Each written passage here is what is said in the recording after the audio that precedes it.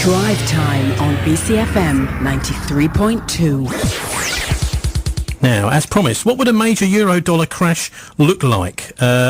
Old Labour Oxford economist Martin Summers.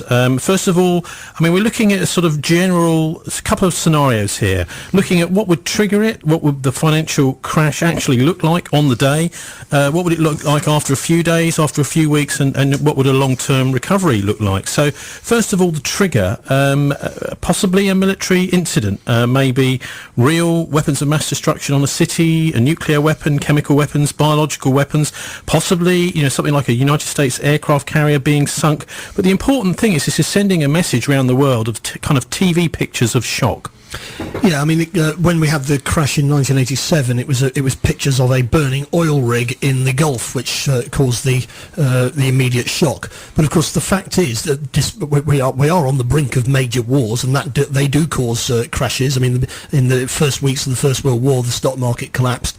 But of course, the market can collapse under its own steam, as we've just been hearing, with or without a military provocation. It can just collapse anyway. But I think what we've been discussing over previous weeks is that we're building up to a situation, particularly in the Middle East. Elsewhere, there's the North and South Korea tension. There's tension between China and Japan. But in any of these situations, it wouldn't take a lot to actually trigger a euro crisis to actually turn into a crash.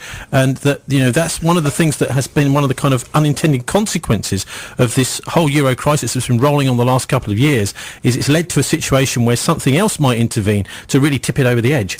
Well, there's a whole spectrum of things which could tip it over the edge, and that's why I firmly predict that it will be tipped over the edge, because something or other will turn up and cause it. And it's interesting that you call it a euro-dollar crash. Now, that is good, because that actually is the point. It's not about the euro, it's about the banking system. If an individual country, even Cyprus, which is worth 0.2% of European GDP, crashes out of the euro, that will bring credit default swaps, which are owned by banks in Germany and Britain, for example, into play. And at that point, you get a catastrophic failure of the system. This is one of the arguments, for example, against nuclear power. It's a complicated system, and if it breaks down, as we saw at Fukushima, you then get a completely uncontrollable situation. Now, what we've allowed to happen in the financial markets is exactly that. We've been building this bonfire now for 30 or 40 years, piling more pallets on it, throwing more petrol on it, and now, of course, we're striking matches next to it.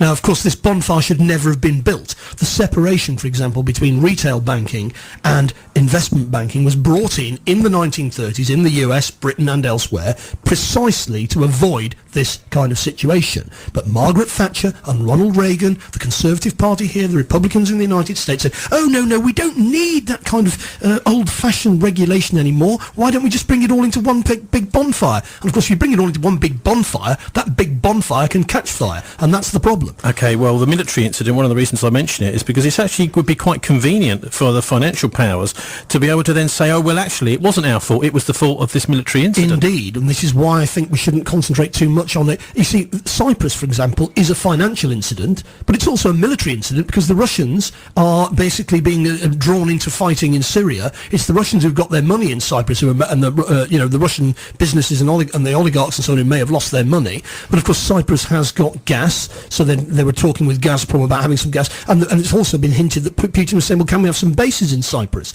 Now, can you imagine if the British are kicked out of Cyprus, the Russians put their bases in, ready for the war in Syria? Now, the point is that all of these things are actually working together.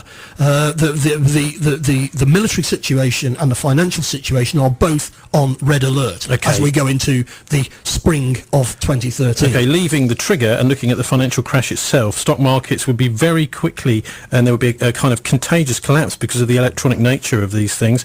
There would probably be insider dealing, large amounts of money to be made at this point. Have insiders put their money out of the casino, out of shares and cash, into commodities and property? Well, yes, they have. Lots of money has been going into gold, Hong Kong property, classic cars, fine art, rare coins, stamps, fine wine and jewellery. Markets would be quickly suspended and banks would close their doors almost immediately. Nowadays, that would be almost instantaneous. Cash points would either quickly run out of cash or simply be closed by the banks. Card transactions may be suspended immediately too. That means eventually you can't get at your money. Your savings, can't use it for anything. food, or for example to buy a large item like car insurance, tax, your bills, you wouldn't be able to pay them, but the government says don't panic, Corporal Jones. Well, of course, that's the government's job, is to say don't panic, and in a sense you expect them to say that.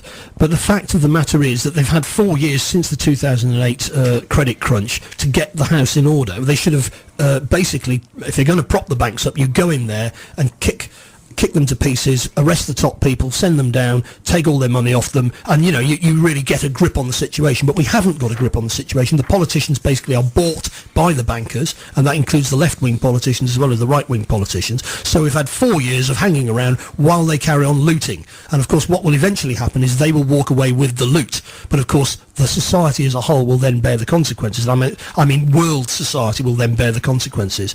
And of course all of the brushfire wars that are burning out of control will then get a whole slash of petrol on top of them, and off we'll go.